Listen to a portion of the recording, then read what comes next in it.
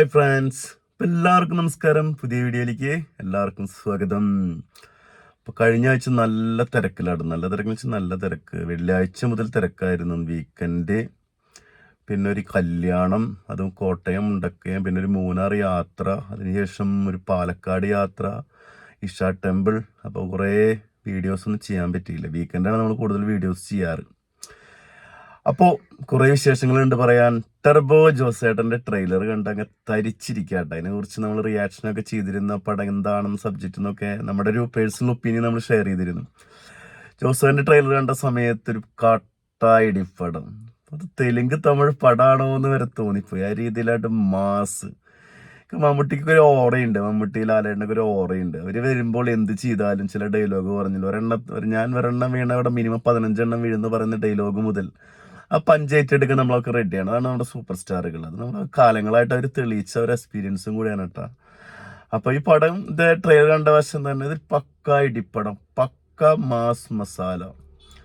നമ്മുടെ 2 ചേട്ടന്മാർ, നമ്മുടെ കന്നഡ ചേട്ടനും കൂടി വരുന്ന സമയത്ത് അതൊരു സംഭവം തന്നെയാവും.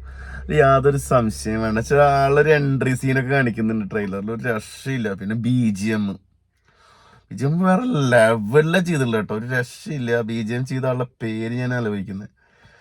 വേറെ ലെവൽ എന്ന് പറഞ്ഞാൽ വേറെ ലെവൽ, അടിപൊളിയായിട്ട് ചെയ്തിട്ടുണ്ട് BGM. പിന്നെ ക്യാമറയും കാര്യങ്ങളൊന്നും പറയണ്ട. ഇതൊരു ഗംഭീര ട്രീറ്റ്മെന്റ് തന്നെയായിരുന്നു. പിന്നെ അഞ്ജന ഷെട്ടിയാണ് ഇതിൽ നമ്മുടെ ഹംസം. എന്ത് ഹംസ? ഹംസം.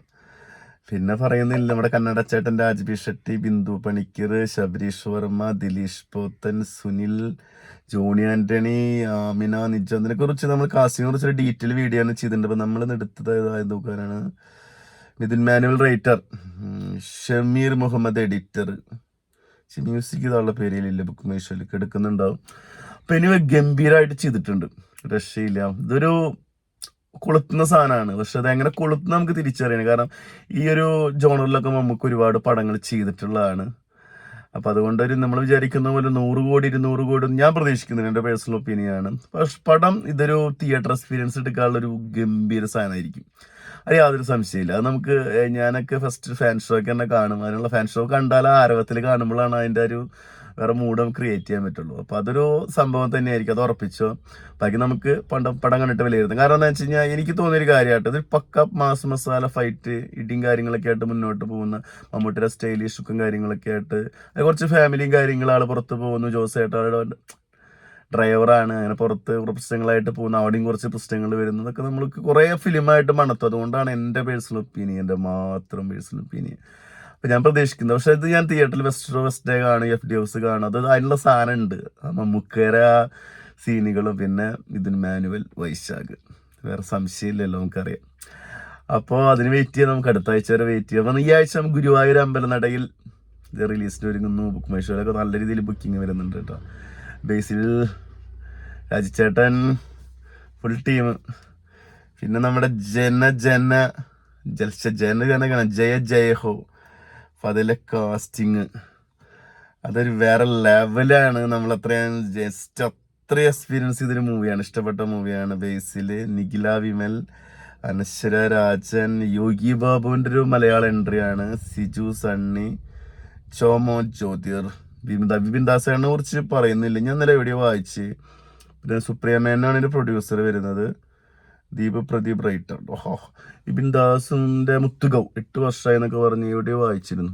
ലായത്തെ പടമായിരുന്നു എന്ന് പറഞ്ഞിട്ട്. പിന്നെ ജയ് വേറൊരു ഗംഭീര ട്രീറ്റ്മെൻ്റ് ആയിരുന്നു. അപ്പോൾ ഈ പടം നമ്മൾ പ്രതീക്ഷ മാത്രമല്ല, അത് ഒരു ബോക്സ് ഓഫീസിൽ ഈ മാസം ലാസ്റ്റിൽ ഒരു 100 കോടി പ്രതീക്ഷിക്കേണ്ടായിരുന്നു. ഈ മാസം ഇതുവരെയുള്ളൊന്നും കൊളുത്തിയിട്ടില്ല. 50ൻ്റെ അടുത്ത് കൊളുത്താനുള്ള സാധ്യതകളൊക്കെ ഉണ്ട് ചില പടങ്ങൾ.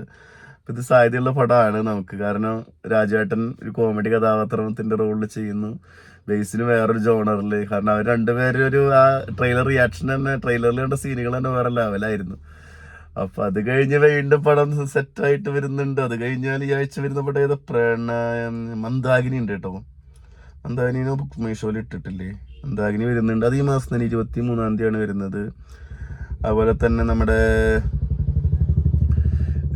സുമലതയുടെയും അതും ബുക്ക് മൈ ഷോയിൽ ഇട്ടിട്ടില്ല കേട്ടോ. അത് ഈ ആഴ്ച തന്നെയാണ് പടം ഉള്ളത്. ഇത് ബുക്ക് മൈ ഷോയിൽ ഇട്ടിട്ടില്ല.